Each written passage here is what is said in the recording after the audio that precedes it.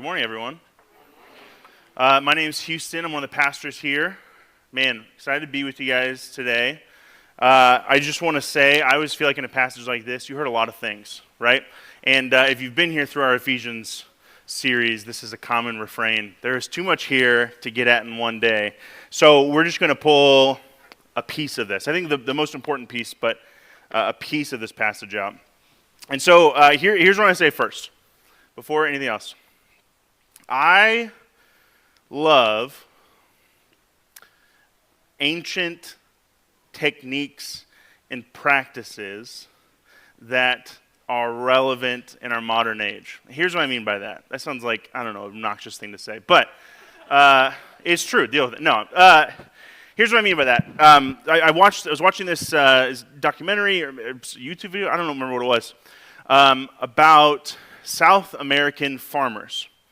And ancient farming practices in South America, especially in regions like Peru, I think Brazil too, it's a very hilly land. There's tons of changes in topography. I don't know if that's how you say that. But a lot of hills, a lot of mountains, okay? And so ancient farming practices is that the farmers would plant along the sides of these hills and mountains. And they had all kinds of different techniques for this. Sometimes they would make these really cool shelves, like they would carve it out of the ground, super cool. But what happened is as Europeans start coming in, and they see these farming practices, what they think are primitive farming practice, they start to introduce them to their, quote, modern farming practices. And so what that really means is no more farming on the hills or the mountains. What you need to do is you need to find big, open, flat space. It's easier to harvest, it's easier to till, it's easier to irrigate, all these kinds of things. And so they do. These farmers, they change their practices, they start farming on big flat lands, even carving out some more flat land to farm on. And I wonder if anyone can guess, does anyone know the consequences of that are? Does anyone have any guesses? Erosion, totally. In fact, it's so bad that like mudslides are a very serious cause of damage and destruction in different parts of South America. And not always, but in a lot of places, they can tie this directly to people changing ancient farming practices. And so what it turns out that these practices, these ways of farming on the hills, of planting and growing on the hills, was not just necessity. It was serving a really distinct purpose. It was actually protecting people and keeping them safe. And I mean, if you're from around here, like up north, especially in the Great Plains, we know this, right? Like, you have a farm, you have this plot of land, and you're in this huge wind tunnel that we call the Great Plains. And what do? You plant rows of trees called shelter belts, right? And the whole purpose is that this growth actually provides support and structure and protection for the thing itself. And maybe you see where I'm going with this, but this is the picture of growth that Paul paints in this passage. He says that growth is not just something that is nice. It's not just something that you probably should do. Growth is something that is actually necessary for the structure, for the stability, for the health of individual Christians and the church as a whole. And in fact, what you could say is that growth for individuals and for the body as a whole is actually the tool that God gives us to be the church. The way that God gives us to protect the church. The way that God gives us to function as the church. So what you could say is that growth is the goal. And now, that means a lot of things.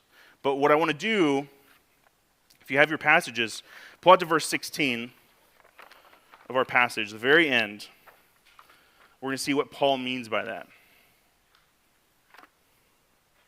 It says, we're going to Christ, from whom the whole body, joined and held together by every joint with which it is equipped, when each part is working properly, makes the body grow so that it builds itself up in love. And so what I'm going to do is I'm going to restate that into a sentence that you actually have right here.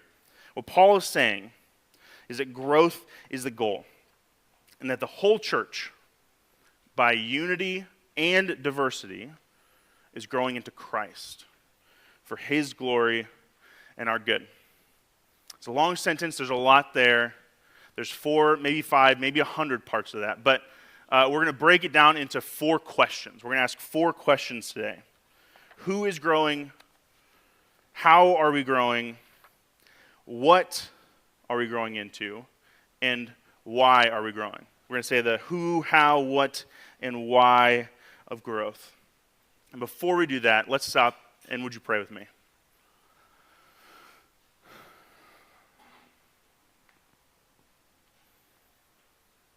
Lord, I thank you for this day. I thank you for this beautiful weather, for sunny days. I thank you that you give us nice, temperate, beautiful days, and that you give us hot days, and that you've got a good design, and that you're good to us, God. And I just pray that as we open up your word and try to unpack what this passage means, like we've already said, there's too much here for us. So we just pray that the pieces that we can pull out, that you'll help us to put them together in a way that glorifies you, in a way that builds us up. And I pray, God, that as we wrestle with some maybe difficult ideas today, that you would be with us, and that you would strengthen us and comfort us, and really just that you would show us what you have for us. And I pray, God, that the words of my mouth and the meditations of our hearts will be glorifying to you, Lord, our God and Redeemer. And it's in Jesus' name we pray. Amen. All right, first thing we're going to look at, who is growing? So I already said it in the line, the whole church is growing. But the question is, what does that mean? Or maybe specifically, who does that entail? And we see Paul's answer to that in the very first verse of our passage. Look at that with me. He says, I, therefore, a prisoner for the Lord, urge you to walk in a manner worthy of the calling to which you have been called. So to say it again, Paul says, I urge you to walk according to your calling. Now, what does that mean? What does calling mean? Now, if you've been around the church for some period of time, you've heard this word. We use this word a lot, and we tend to think of it like it means a special thing that God has put on your life, a special calling on your life. And it does mean that sometimes. That's not what Paul means by it. Here in Ephesians 4, what Paul means by calling is actually everything that he's been talking about in the first 3 chapters of Ephesians. See, this verse is actually like a pivot, like a turning point for the whole book. We've been talking about a lot of things that are true, a lot of things that Jesus has done. And now as Paul is pivoting to saying, okay, now you've heard all that, you know all these things are true, now walk in a manner worthy of all of that truth. So in other words, we could say that what he's saying here is that as Christians, we need to walk in a way that is appropriate, that is connected to our identity as Christians. Here's what that means. Well, it means a lot of things, but there's one thing it means. It means that this thing that Paul is calling us to is for all Christians. Right? It's something that is true of all Christians who have been called. And that's important because when we talk about things like growth, when we talk about things like maturing, man, we can get into this mindset that growth is something that happens in a specific time in your life, but not something that marks all of your life. Like if we think about kids, my daughter Stella is 2, and she is growing right now, right? Last week she had a growth spurt over the weekend, and literally 2 days later she's different, right? And what we can do is we can get in this space where we think that growth is something that like kids, you grow until you become an adult, and then once you're an adult, you're basically done, right? Now it's just getting old and dying is left. But like that's not the picture that Paul paints of growth for Christians. See, for Christians, it's not so much you grow here and not here. I mean, it's not even that you don't grow at first and then grow. Like the whole Christian life is growth. It is growth. And one of the ways that Paul describes this is that it's like a path. It's like a journey. In fact, you notice what Paul says in verse 1. He says, walk in a manner worthy of your calling. I think this is really important. Like, Paul doesn't say act in a way worthy of your calling. He also doesn't say do things that are worthy of your calling. And he definitely doesn't say be worthy of your calling. He says walk in a manner worthy of your calling. And this is important because what it means is that the Christian life at the core is a journey. And now all of us, we're going to sentimentally nod and like, yeah, it's a journey, man. Like totally. Right? Yeah, it's a journey. But I wonder how many of us actually believe this is true. How many of us actually believe that this thing is a journey? Because if following Jesus is primarily a process, then it means that the goal of our life is not to be a finished product, but to keep growing. And again, we're all like, oh yeah, good words. But seriously, do we believe that? Do we believe that in our hearts? I don't. I know that I don't. And here's the test. You might not. Here's the test. It's like all of us in this journey of growth, all of us are going to sin, are going to make mistakes, we're going to mess up. And the question is, how do we handle that? What do we do with that? Parents, when your kid is growing,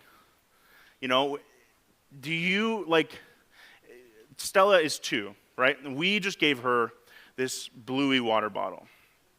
And she absolutely loves this thing. But it's the kind of water bottle, it doesn't have a straw, just like an opening at the top, right?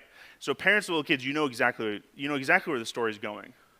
Stella has, over the course of learning this bottle, has choked probably 123 times. She has spilled the entire contents of the water 3 times. Her car seat is wet, she's wet. And every time, we're driving in the car, and she's back there just, and I'm like, Stella, are you okay? And she's enthusiastic, yeah. She's having a blast, right? And so parents, what do we do in that situation? Stella is making mistakes in drinking this water bottle. She's messing up. And in fact, she's making a mess, right? But what do we do? Do I go back there and start punishing her because she doesn't know how to drink from this water bottle? No, of course not. Of course not. Because the goal is not that she can perform right now. The goal is that she's growing towards someone who can use a water bottle. And look, it's funny when we're talking about kids and water bottles. But man, what about when we make mistakes? What about when we sin? We do something wrong, messed up. What do we do? Man, whether we admit it or not, I think the answer for most of us is we start saying, you idiot. You're so stupid. I can't believe you did that. Does that sound familiar? But man, that's not it. That's not the goal of this. Because what we need to do is to keep going. What we need to do is keep growing. And that's hard. We need help to do that. And look, knowing that you made a mistake and feeling like you've messed up is good and important because it helps us go back to doing the thing the right way. Right? The goal, if I punish Stella, it's not because the punishment is good and it deserves it inherently. It's because I need her to grow, right? And this is growth for the Christian life. It's a journey that we're all on. We're all doing this together. So again, the Christian is on a journey of growth. So who grows? Every Christian. So the next question is, how are we going to grow? How are we growing? And this time we're going to spend a little more time in this section. Because there are a lot of answers to that. And in fact, more than is reflected here today. But what I want us to see is that Paul has put 2 elements, 2 key ingredients to growth in this passage. And these 2 ingredients are unity and diversity. And now look, both of these words are very loaded words. They mean a lot of things in a lot of contexts. But what we're going to do is we're going to unpack what Paul means by them, and then we're going to see why they're important for us and our growth. So let's look first at unity. And look at verses 2 through 3. Remember, Paul's just said, walk in a manner worthy of your calling. He says that means walk with humility and gentleness, with patience, bearing with one another in love, eager to maintain the unity of the Spirit and the bond of peace. And so here's the deal. When Paul says unity, what he's saying is that we as Christians, we need to try to get along with each other. Right? Let me say this a little more intensely, a little more specifically. We need to be eager to maintain our oneness with each other. And that's important. You see, Paul says, keep our unity. He doesn't say get unity. He says, keep our unity. And that's because, again, what we read in the first 3 chapters. Do you remember how many times we read about God saving us, by Jesus taking us from disparate places all over the world, different walks, and bringing us together, and he made us one people, one family. And so the picture here, is that we as Christians are actually united to each other, whether we see it or not. We're family. That's why we call other Christians brother or sister. And so the point is that whether we see someone, whether we know someone or not, a Christian, maybe whether we like them, or maybe even whether we get along with them, the point is we're united to them. We're one family. And that's hard. That's really hard. Man, I just, like, a lot of us have firsthand experience of the opposite of that. I just want to name that. Like, this is a heavy thing for us to talk about in a lot of ways. Because so many of us have firsthand experiences of disunity, to say the least. And here's something I want, just as an aside. Here's something I want all of us to chew on from this, if we're struggling with this idea of unity, is that there are 2 parts to Christian unity. There is this kind of objective truth, and there's also this interpersonal display. So in other words, unity is both objectively outside of us true, and it's something that we can see between us. And so here's what I mean by that. If you think about like a family, we all know families who have all kinds of broken relationships, right? Like we all know parents who don't talk to children, siblings who don't talk to each other. They're like clear brokenness and from hard histories of all kinds of things. But there's this sense at the end of it all, that despite how it's displayed between the two of them, between any 2 people, is there still a family? There's still something that does actually bind them together. There's still a thing that is true of them. And so what I think that means for us as Christians is that, like, no matter how damaged a relationship is with another believer, with another Christian, that's hard. But man, there's always hope for something to happen there. Because even with families, like we've all heard stories of these families who have been estranged for so long, and then like something happens, something breaks through, and there's just this incredible repair.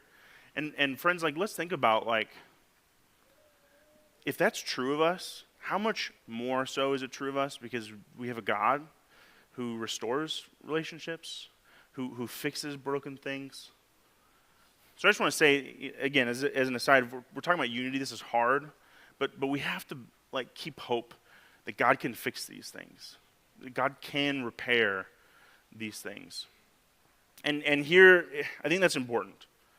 I think that's important because what we see in this passage is that this unity is really vital. And not just for itself, but because what Paul tells us is that unity is actually the foundation for growth.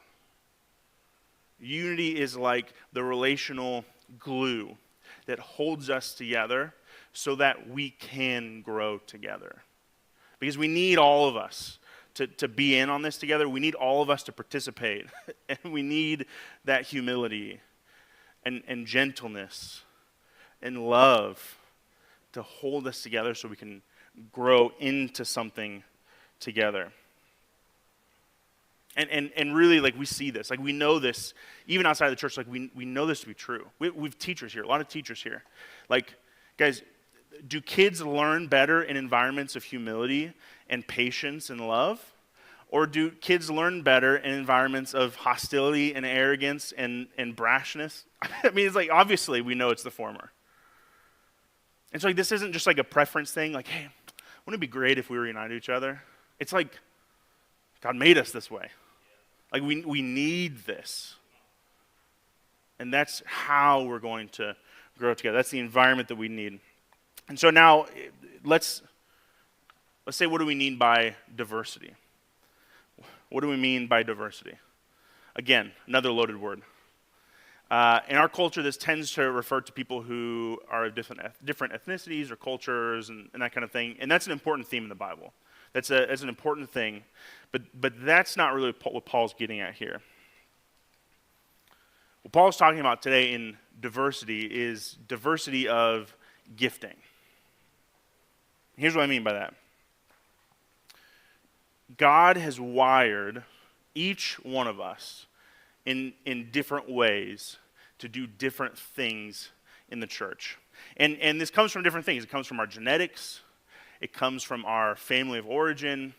It comes from our experiences. It comes from ways that God has shaped us specifically. And the result is that we all come out of this process that we're still in, come out of this process kind of shaped a certain way and to fit a certain role, a certain function in the church. And that's what Paul's saying here in this passage. He's identifying basically 5 types of functions in the church. And so what we're going to do is we're going to look at this list and we're going to chew on it just a little bit. Not a lot. This is too much. Again, this is another sermon all by itself. We're going to chew on this a little bit. So look at verses 11 and 12 with me. So these are the 5 types of Christians, we could say. We have apostles, prophets, evangelists, shepherds, and teachers. And it says in verse 12, their goal, their purpose, is to equip the saints for the work of ministry, for building up the body of Christ. So what I've given you in your bulletin is a sheet. There's a neat little picture there that I didn't make. So if you don't like it, that's why. Someone else made it. If you do like it, I did find it, and I think that's worth some credit. No. So what I've got here is kind of short definitions of each of these 5 things. And here's the deal. Again, this is like, we could spend like a 2-hour seminar, like diving into these things and still have just like touched the top of it. I don't want to do that. What I really want us all to capture, man, if you hear anything today, hear this, is that growth in the church is something that takes a variety of people, and that each one of us is somewhere on this list, I think, but like gifted to help that happen. This is a job that we all have, and we all need to work together in a variety of ways. And again, Paul identifies 5 here. And so I'm going to break these down very shortly. First, he calls apostles. Now again, this is a loaded word. There are many ways that the Bible uses apostles. What he's talking about here is people who go out and who start new things, people who go to new places, who start new initiatives. These are the people who start new ministries. And the question we should ask as a church is, hey, who's going to feed the poor and hungry if somebody doesn't go out and start that initiative? And then with the second one, prophets, again, loaded word. But what Paul's getting at here is this group of people who have this an uncanny ability to just speak the truth that hits right between the eyes, so to speak.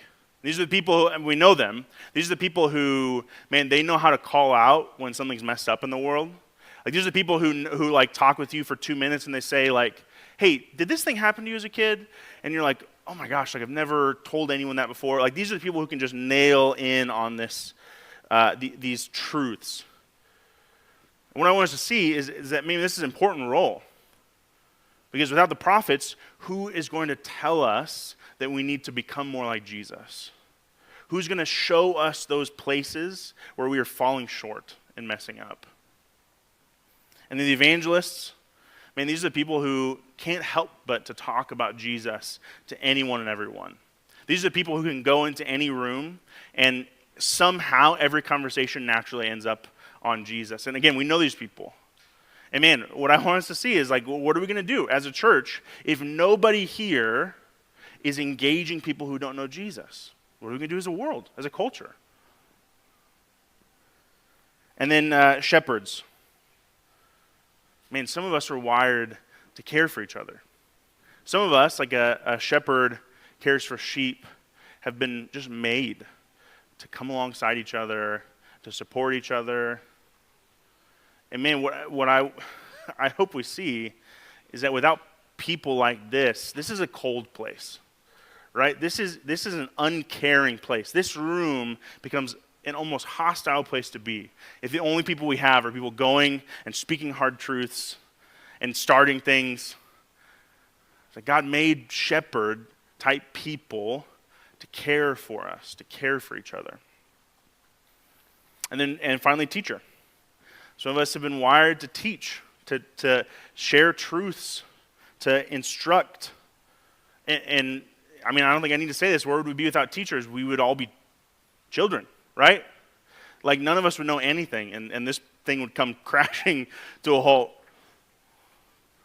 What I want us to see is that all 5 of these are really important ingredients for a healthy body.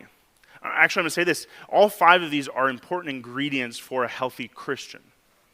We need all 5 of these things represented in our lives. And man, we all know churches where one of these is like blown out of proportion to the others. Right? Some of us come from church backgrounds where teaching is the only important thing. And what do we have? People who walk around with really big heads and really weak bodies, metaphorically speaking, or maybe literally, but you know, it's these people who can't do anything. Nothing happens. No one's meeting Jesus. No one's getting cared for. But man, they know everything. They know a lot of Hebrew and Greek. What good is that? Or man, we know churches that emphasize the prophetic voice above everything else. And these are these places where, man, they're speaking out against injustice. They're speaking truths in the world. Yeah, this is good. But man, it is a hostile place to be. And there's not really people growing there so much as people attacking there. Do you know what I'm saying? Like, we need all 5 of these pieces, because without it, we don't have growth in the body. We have deformity. We need these people. And again, each Christian needs all 5 of these influences, because we need to be well-rounded Christians. And let me just say this. Some people will say, like, oh, I'm an evangelist. And they're going to use that as like an excuse to never care for somebody. Like an excuse to never learn anything new. And it's like, that's not the picture here, guys. Like, the picture is that we've all got this role to play in each other's lives so that we can all grow up into mature Christians, mature people. And so here's what I think. When we hear something like this, we can tend to think, okay, this is jobs for some people. Like there's a small subset of Christians in the church who have these important jobs. The rest of us, we're just normal Christians. I just get my fill, I serve, do my part. That's not the picture here, guys. And what I really want to emphasize is that we can think that these jobs, these roles, are only seen in like official capacities or in formal settings. But what I want to argue is that really that's just a small expression of these gifts acting broadly in the church. Here's what I mean by that. I'm going to embarrass some of you right now, and I'm sorry in advance. I've warned one of you, and not all of you. We have some of these gifting. I mean, arguably we all have somewhere on this gifting, but I think we can point to some of these giftings in our body right now. And I think Miss Lori right here is a great example. She knew. She was warned. It's a great example of this because I think Lori has this gifting of shepherding and caring for people. And we all know, we all got the Slack message that Lori's like organizing our potluck for a family meal, for a family meeting. So like we know that she's serving these official capacities. But man, how many of us on a Sunday morning or an MC, like Lori's just come up to you and giving you a big hug? And it's like this most comforting thing. Man, that is an expression of her gifting, of her shepherding us in a caring sense. Man, we need that. Desperately need that here. Or man, I can keep going. I keep going with so many people. But Tina, I got to look. I think Tina has this gift of being prophetic. And because here's what I've heard. We were at the summer retreat, and we're at this, where were we? Up north, somewhere up north. Lake Geneva, thank you. We're in Lake Geneva, and we're at this dinner table, we're eating together, and I learned like 4 new things that are messed up happening in this world. Like, Tina has this ability to like tell you something and to say, man, this is this thing that's happening, and this is why I think it's messed up. And it's like, oh gosh, like I've never once put that together. And it's just this prophetic voice about things that are messed up in our world. And here's the deal. We need people like Tina, whether she ever gets up and speaks in front of a group or not, we need people like Tina to keep telling us, hey, this is messed up. And we need people like Tina to say, like, dude, that thing you did is really messed up. Because like without people like that, we just don't see it, right? And again, I keep going, but I'll limit the damage to 2 people. We're in a room full of people who have been gifted certain ways to serve our body. And guys, we need all of them. Like no one is important. Paul doesn't say any one of these are like the one to have. We need all you guys, all hands on deck, because this is a big job. This is a big job. We have a big thing in front of us. We have a lot of growth to do. So we've seen who is growing, all of us. And we've seen how we're growing, through unity and diversity. Now let's talk about what we're growing into. And really, what is probably the wrong question. I mean, really the question is, who are we growing into? And the answer, you saw it, the answer is Christ. We're growing into Christ. What does that mean? 2 things here specifically. The first is that we're becoming more like Jesus. And the second is that we are growing into by attaching to Jesus. What does that mean? Well, let's look at our passage again and look at verses 12 and 13. Or with 13, sorry. And so remember, Paul just described these giftings. He said the purpose is that we can all build each other up to grow, verse 13, until we attain to the unity of the faith and of the knowledge of the Son of God, to mature manhood, to the measure of the stature of the fullness of Christ. A lot of things here. Let me restate this. We have these gifts in order to help each other, help Christians everywhere, do the Christian life and build each other up until we have unity and until we know more about God and until we look like Jesus. That's what the measure of the fullness of Christ, that means that we look like Jesus. We're stepping into his shoes, so to speak. So in short, we would say as Christians that we're supposed to become like Jesus. And here's the deal. We've heard this phrase, right? I mean, if you've been at Eastside, theoretically you're hearing it at the end of every service, right? We're trying to become like Jesus. And we all like, yeah, become like Jesus, yeah. But what in the world does that mean? Well, Paul gives us a lot of answers. Actually, too many answers. But he gives us a lot of answers here. We could look at verse 2, where we could say that becoming like Jesus means that we become humble and gentle and patient and loving. We could see in verse 3 that becoming like Jesus means that we become more peaceful and united. Or that list of giftings in verse 11. Becoming like Jesus means doing what he did. And man, this list captures Jesus, doesn't it? Jesus went out. Jesus spoke the good news to people who didn't know it.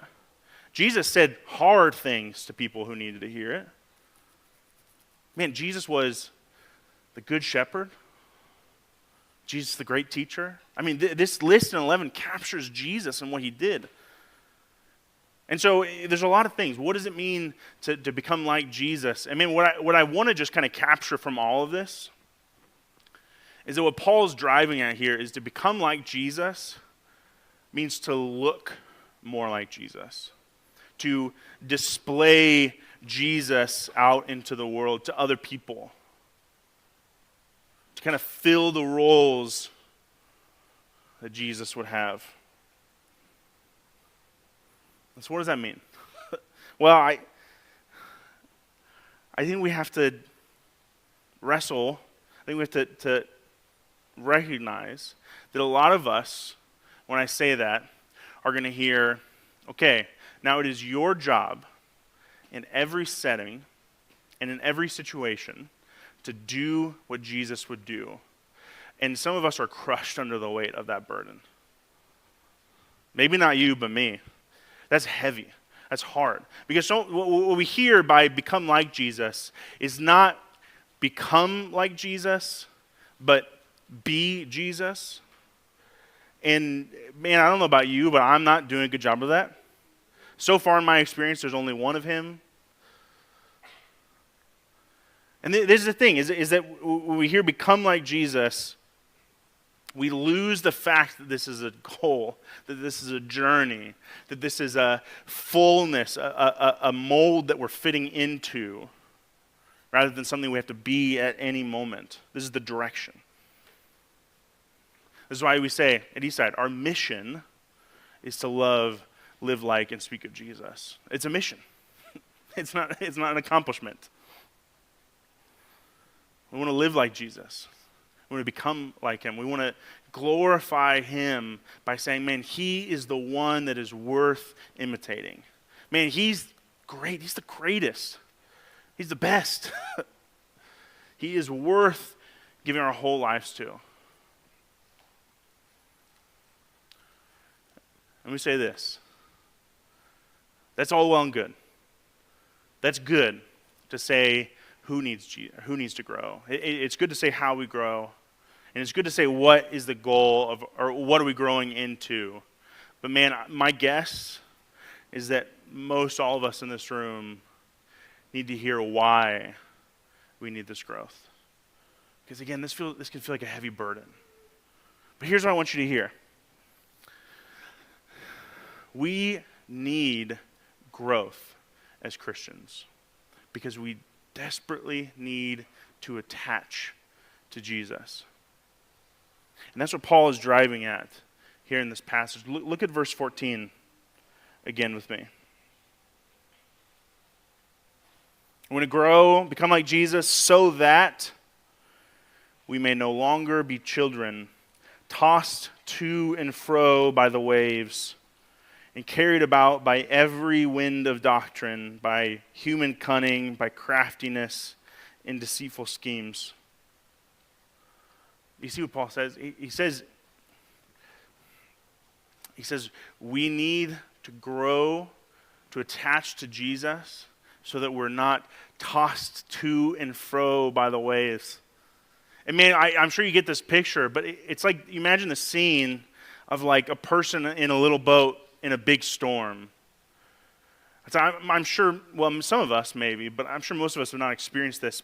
But I feel like it's such a vivid image. Like I'm sure you can put yourself there, and you know the storm is like throwing you around, and you're holding on for dear life on that boat, and the wave is just throwing you left and right. And man, that wind is just whipping around you, and your ears are ringing. You can't hear anything. And man, like what a disorienting experience. Because like 1 minute you're upright, another you're sideways, and then before you know it, you're in the water. Right? It's an insanely disorienting, destructive thing. I mean, I wonder how many of us experience the Christian life like this. Man, how many of us experience life like this? Like life is us being in a small boat, big storm, and those waves are just throwing us around. And how many of us are taking in all the information we can, and there's so much coming at us? It's like wind ringing our ears. Did you hear this new Bible study? Did you read this new article? Did you see this new video? And it's just like your head's spinning. It's too much.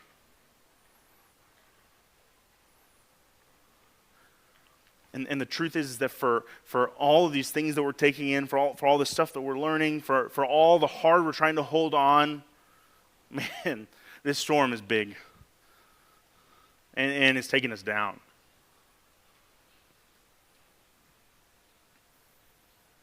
Friends, we're growing as Christians because we all know exactly what that's like. We are all out in the sea, little boat, big storm. And it's chaotic. It is scary. It's disorienting.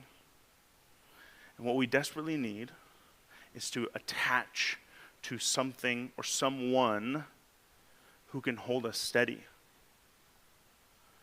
That's what Jesus is. And I don't know if you see this picture in this passage. We're supposed to grow to attach to Jesus. And in verse 16, Paul says that the whole body, joined and held together by the joints with which it is equipped, is trying to attach to Christ. And this is weird. This is a bizarre picture, but it's like the picture of a body on an autopsy table. And everything is segmented off. And as gross as this is, it's like each body part is trying to reattach. Why? Because without Jesus, the experience that all of us have is like being an arm with no body. It's like being an ear with no head. We are out, we are useless, we are lifeless, we are detached, we don't serve our function properly. And man, anything that comes along and pushes us around is going to have its day, right? This is why we need Christ the head, because we need to attach to him, because we need to hold on to him. In other words, life without Jesus is like trying to hold on to a little boat in a big storm. Or life without Jesus is trying to survive in the mudslides of South America. It's hopeless. It's too big. What you and I desperately need is to hold on to Jesus. Because here's the deal. He's not shaken by that storm. He's big. He's really big. He's so big that these winds are like nothing to him. I mean, these waves, they're not knocking him around. They're not pushing him around. He's big and he's safe. He's safe. The Bible says over and over, he's safe. And there's a story in the Gospels. The disciples are in a boat with Jesus. And they're in this scenario. A storm has come. And you know, they're not just like in the storm, they're sinking. The boat's going down. And they're panicking. They're freaking out. Because they're dying. And they're like, where is... And they see Jesus. You remember what he's doing? He's sleeping. He's sleeping on the boat. What a wild scene. Well, why is he sleeping? It's because he's not scared of the storm. He's not afraid of this. And they wake him up and they're like, Jesus, we're dying here. Don't you care? And do you remember what he does? It says he rebukes the storm. Man, it's like parents, when you look at your kids and you say, don't make me come over there. That's what Jesus did. He said, don't make me come over there. And the storm stopped. Do you remember what these guys did afterwards? They said, who is this man that the storms obey him? Man, I'll tell you who he is. He's the Son of God, the Creator. He's the guy that made the storms and the seas. And he emptied himself. He gave all of that up to become weak and fragile with us. And then he lived with us, but he didn't live like us because he lived perfect. And then he died. He died at the hands of corrupt rulers. He died at the hands of spiritual evil. We would say, according to this passage, he let himself be taken by the storm. And then he rose from the dead. And it says that he didn't just rise from the dead. He went up, he climbed the top, and he's seated now at the right hand of the Father on the throne over all of creation. He's the top dog, number one in charge, the biggest guy. And guys, it says that he brought us with him. That's what Paul says in verse 8. He says, when he ascended on high, he led a host of captives. And he gave gifts to men. He brought us like captives. We were captive to that storm. But he took us with him. He rescued us. Rescued us from the storms of life. He's holding on now. And by his grace, he's given us gifts so that we can help each other hold on to him. Why do we grow? We grow because we need to learn how to cling to Jesus through the storms of life. And the truth is that we need all hands on deck. This is a big job. We need everyone's unique gifting to do that. So I'm going to end with this. First of all, if you feel like you're being thrown around by the waves, by the storms of life, man, I want you to hear one thing. Whether you know Jesus or not, he is definitively the only thing you can cling on to that will help you through that storm. He's the only thing that is big enough and stable enough and safe enough to get through that. If you want to know more about what that means, come find me, Ben, somebody. Find somebody. Let's talk about it. And lastly, if you are a Christian, I want you to hear, well, let me say this. I want you to consider one thing, and I want us to do one thing. First, consider that growth as a Christian does not mean knowing more or performing better. Okay, let me say that again. Growth as a Christian does not mean like accumulating more knowledge or even doing better things.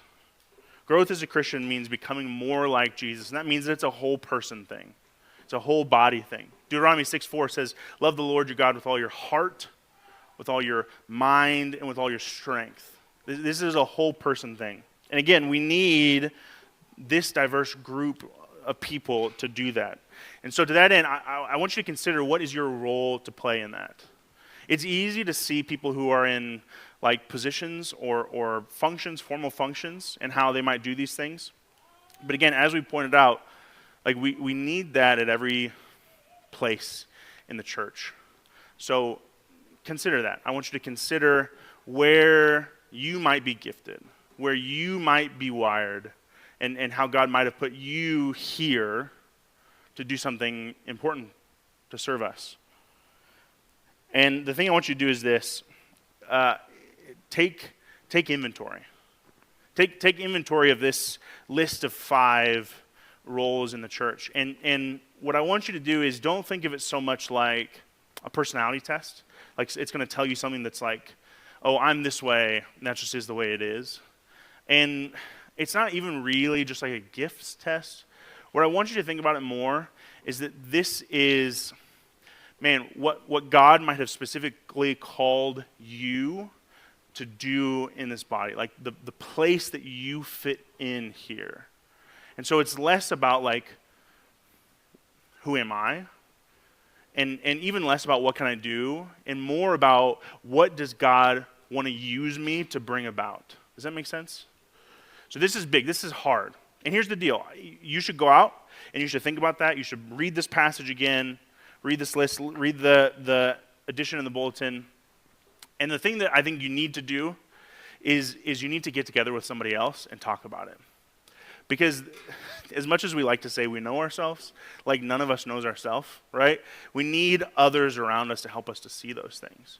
Because again, this is a group thing, and you're never going to figure out how you fit into a group in isolation from that group. And when I say it that way, we're all like, yeah, of course. But we do it, right? We all go home and we want to take the test on BuzzFeed and have it tell us who we are. But and that's fine if that's what you like to do. But for this specific thing, I think we should all take inventory, and then I think we should try to find somebody we can process this with. Let's see, do they see this? Do they agree? Because again, I don't want us to get hung up on any specifics of this thing. What I hope we all hear at the end of the day is that we've got a big job in front of us, whether it's at Eastside Church or just Christians. We have a big job.